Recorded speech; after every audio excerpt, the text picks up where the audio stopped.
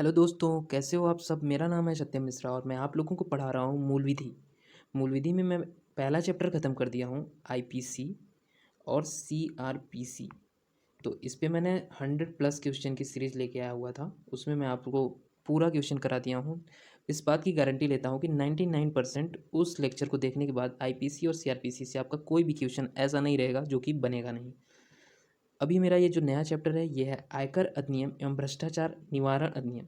ये 50 क्वेश्चन का target series था। अभी मैं इसमें 44 क्वेश्चन तक का पूरा कंप्लीट करा दिया हूँ ये लेक्चर। नेक्स्ट मैं नया चैप्टर लेके आ रहा हूँ आप लोगों के लिए, भूमि सुधार, भूमि अधिग्रहण एवं भू राजस्व संबंधी कानूनों का सामान्य ज्ञान। तो कोशिश करिएगा कि वीडियो को अच्छे से देखिएगा, लास्ट तक देखिएगा, जैसे अगला चैप्टर आप लोगों को अच्छे से समझ में आए। सबसे इम्पॉर्टेंट बात आप लोगों को समझा दूं मैं, तो ये जो basic exam point of view है हमारा, वो है यूपीएसआई स्पेशल, जो कि अक्टूबर लास्ट या फिर नवंबर के फर्स्ट या सेकेंड वीक में हो जाएगा। कई शिफ्ट में होगा, कई सारे दिन में पेपर होंगे। तो इसलिए फोकस करिएगा कि सारे क्वेश्चन को ध्यान से बस सुनिए और गहन से ध्यान दीजिए उस पर, गहनता से। तो चलिए वीडियो को स्टार्ट करते हैं। वीडियो अच्छा लगे तो प्लीज़ वीडियो को लाइक करिएगा, शेयर करिएगा अपने दोस्तों में। और कोई भी त्रुटि या फिर ज़रूरत समझ में आए, कुछ सुधार समझ में आए, तो उसके लिए आप कमेंट करिएगा। तो क्वेश्चन देखते हैं हम अपना। डैश यह दर्शाता है कि भिन्न भिन्न कटौतीकर्ताओं जैसे वेतन के लिए नियोक्ता, ब्याज के लिए बैंक इत्यादि द्वारा स्रोत पर कर की कटौती हो चुकी है, वह सरकार को जमा कर दिया गया है। कौन से फॉर्म में आता है? Form 12, form 26AS, form 16, form 16A। UPSI में आया हुआ इम्पोर्टेंट क्वेश्चन है। तो वो कौन सा फॉर्म है? फॉर्म 26AS बताता है कि भिन्न भिन्न कटौतीकर्ताओं द्वारा स्रोत पर कटौती हो चुकी है। आइए इसका डिस्क्रिप्शन देख लेते हैं।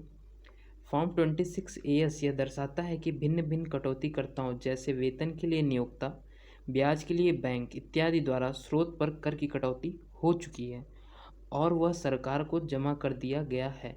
फॉर्म 26AS करदाता पर वार्षिक टैक्स स्टेटमेंट है।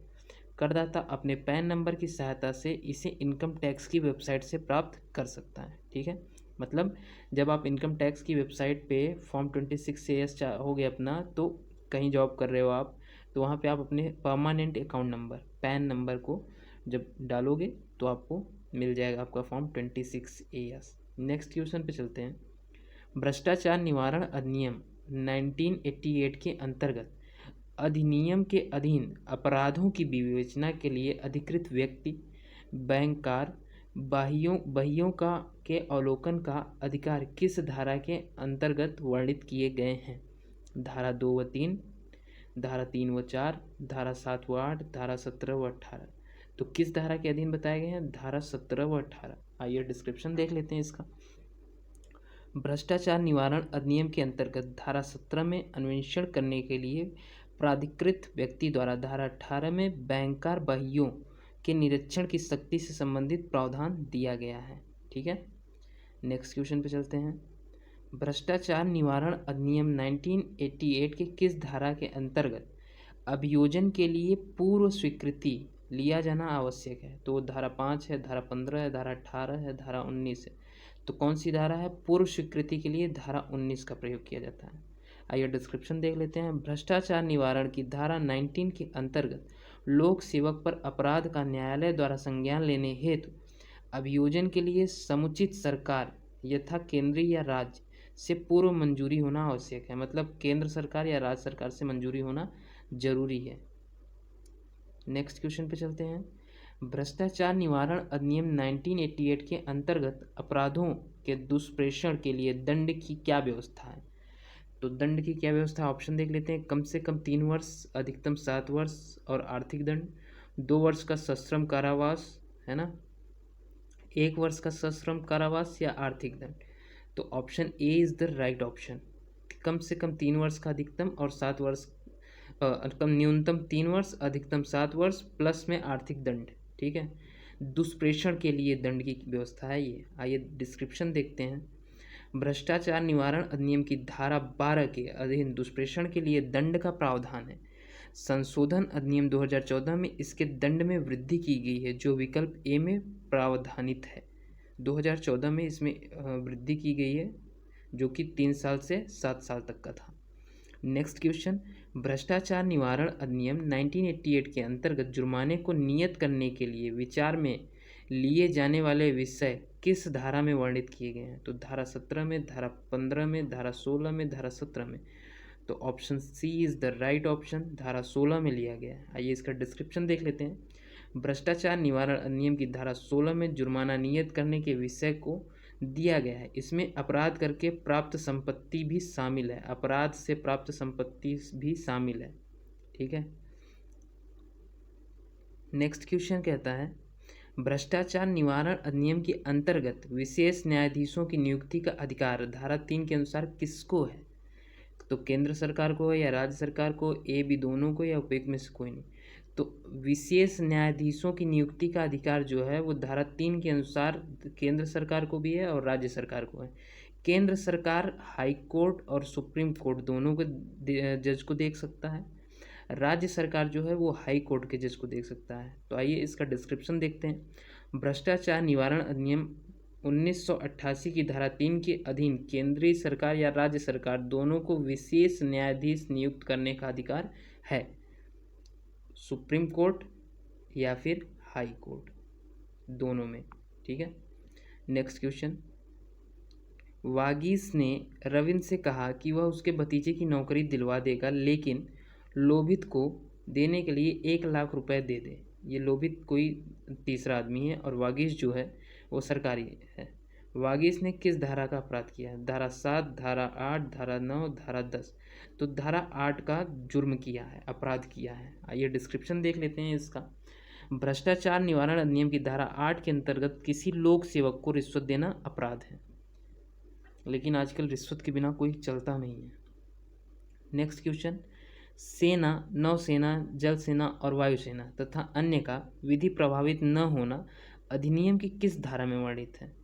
धारा 20, धारा 22, धारा 25, धारा 27। तो धारा 25 में बताया गया है कि सेना का विधि से प्रभावित न होना धारा 25 में वर्णित है। नेक्स्ट इसका डिस्क्रिप्शन देख लेते हैं। भ्रष्टाचार निवारण अधिनियम की धारा 25 सेना, जल सेना, वायुसेना तथा अन्य का विधि प्रभावित न होना उपबंधित करता है। ठीक है। नेक्स्ट क्वेश्चन पे चलते हैं। भ्रष्टाचार निवारण अधिनियम 1988 का अधिनियम संख्यांक है 10, 20, 37, 49। तो भ्रष्टाचार निवारण अधिनियम के 1988 का अधिनियम संख्यांक जो है वो 49 है। आइए इसका डिस्क्रिप्शन देखते हैं। भ्रष्टाचार निवारण अधिनियम को राष्ट्रपति की स्वीकृति 9 सितंबर 1988 को प्राप्त हुई। इस अधिनियम का संख्यांक जो है वो 49 है। नेक्स्ट, भ्रष्टाचार निवारण अधिनियम 1988 कब अधिनियमित हुआ? 9 अगस्त 1988 को, 10 अक्टूबर 1988 को, 9 सितंबर 1988 या 10 दिसंबर 1987। तो option C is the right option, 9 सितंबर 1988 को। इसका डिस्क्रिप्शन देख लेते हैं। भ्रष्टाचार निवारण अधिनियम 1988 को राष्ट्रपति की स्वीकृति 9 सितंबर 1988 को प्राप्त हुई। राष्ट्रपति की स्वीकृति के साथ ही अधिनियम को अधिनियमित माना जाता है। जैसे ही राष्ट्रपति ने इसे स्वीकृति दी, इस अधिनियम को स्वीकृत माना जाता है। नेक्स्ट क्वेश्चन पे चलते हैं। भ्रष्टाचार निवारण अधिनियम 1988 के उपबंध प्रवर्तनीय है संपूर्ण भारत पर, भारत के बाहर भारत के नागरिकों पर, जम्मू कश्मीर के सिवाय। विकल्प ए और बी। तो विकल्प ए और बी दोनों पे ये लागू होगा। ठीक है। आइए इसका डिस्क्रिप्शन देख लेते हैं। मतलब इसका option D is the right option. Jammu Kashmir पुनर्गठन अधिनियम 2019 का प्रवर्तन 31 अक्टूबर 2019 से हो गया है। इस तिथि से जम्मू कश्मीर में भ्रष्टाचार निवारण अधिनियम भी लागू हो गया। मतलब जब JNK UT बना है ना, यूनियन टेरिटरीज, तब से ये पूरे संपूर्ण भारत पे लग रहा है। और भारत का ही नागरिक अगर वो बाहर रह रहा है तो उस पर भी लागू होगा। ठीक है। पहले यह जम्मू कश्मीर के सिवाय संपूर्ण भारत तथा भारत के बाहर भारत के नागरिकों पर लागू था, बट 31 अक्टूबर 2019 से ये पूरे भारत पे लगना चालू हो गया। नेक्स्ट, भ्रष्टाचार निवारण अधिनियम के अंतर्गत विशेष न्यायाधीश नियुक्त किए जा सकते हैं। सत्र न्यायाधीश, अतिरिक्त सत्र न्यायाधीश, सहायक न्यायाधीश, उपरोक्त सभी। तो ये तीन के तीनों न्यायाधीश नियुक्त किए जा सकते हैं अगर विशेष तौर पे नियुक्त करना है भ्रष्टाचार निवारण अधिनियम के अंतर्गत। तो आइए इसका डिस्क्रिप्शन देख लेते हैं। भ्रष्टाचार निवारण अधिनियम 1988 की धारा 3 के अनुसार विशेष न्यायाधीश वही नियुक्त किए जा सकते हैं जो सेशन न्यायाधीश या अपर सेशन न्यायाधीश या सहायक सेशन न्यायाधीश, सेशन न्यायाधीश को ही सत्र न्यायाधीश तथा अपर सेशन न्यायाधीश के अतिरिक्त सत्र न्यायाधीश कहा जाता है। ठीक है, तो ये कब लगाए जा सकते हैं? जबकि धारा 3 के अनुसार विशेष न्यायाधीश वही नियुक्त किए जाएंगे जो सेशन न्यायाधीश या अपर न्यायाधीश या सहायक न्यायाधीश के प्लेस पे, ठीक है, इनकी जगह पे ही इन्हें रखा जाएगा। और सेशन न्यायाधीश को ही सत्र न्यायाधीश या अपर सेशन न्यायाधीश के अतिरिक्त या सत्र न्यायाधीश कहा जाता है। मतलब सत्र न्यायाधीश का मतलब यहाँ पे ये हो गया कि ये विशेष सत्र के लिए हैं, कुछ वक्त के लिए हैं, कुछ काल के लिए हैं। समझ में आ गया होगा आप लोगों को। नेक्स्ट क्वेश्चन पे चलते हैं। वर्तमान भ्रष्टाचार निवारण अधिनियम को किस नाम से जाना जाता है? भ्रष्टाचार निवारण अधिनियम 1948, भ्रष्टाचार निवारण अधिनियम 1977, भ्रष्टाचार निवारण अधिनियम 1988, भ्रष्टाचार निवारण अधिनियम 1999। तो अभी पिछले 5-7 क्वेश्चन से हम लोग यही करते आए हैं, तो option C is the right option. अभी जो वर्तमान में भ्रष्टाचार निवारण अधिनियम है वो 1988 के रूप में जाना जाता है। आइए इसका डिस्क्रिप्शन देखते हैं। भ्रष्टाचार निवारण अधिनियम की धारा 1 में संक्षिप्त नाम और विस्तार को प्रावधानित किया गया है। इस धारा के अनुसार इस अधिनियम को भ्रष्टाचार निवारण अधिनियम 1988 कहा गया है। ठीक है, नेक्स्ट क्वेश्चन पे चलते हैं। भ्रष्टाचार निवारण अधिनियम का विस्तार होगा संपूर्ण भारत पर, जम्मू कश्मीर राज्य के सिवाय संपूर्ण भारत पर, संपूर्ण भारत पर और भारत के बाहर के समस्त नागरिकों पर, संपूर्ण भारत पर सिवाय जम्मू कश्मीर एवं जनजाति क्षेत्र पे। तो अभी अभी मैं जस्ट 36 वाला जो हम लोगों ने क्वेश्चन किया है वो किस पे होगा? उसमें ऑप्शन बी और सी दोनों था। मतलब उसमें पहला ऑप्शन था संपूर्ण भारत पर और भारत के बाहर समस्त लोग नागरिकों पर। तो option C is the right option. ठीक है, आइए देख लेते हैं, इसका डिस्क्रिप्शन देख लेते हैं। भ्रष्टाचार निवारण अधिनियम का विस्तार 31 अक्टूबर 2019 से जम्मू कश्मीर सहित संपूर्ण भारत पर तथा भारत के बाहर समस्त नागरिकों पर है। ठीक है, नेक्स्ट क्वेश्चन चलते हैं।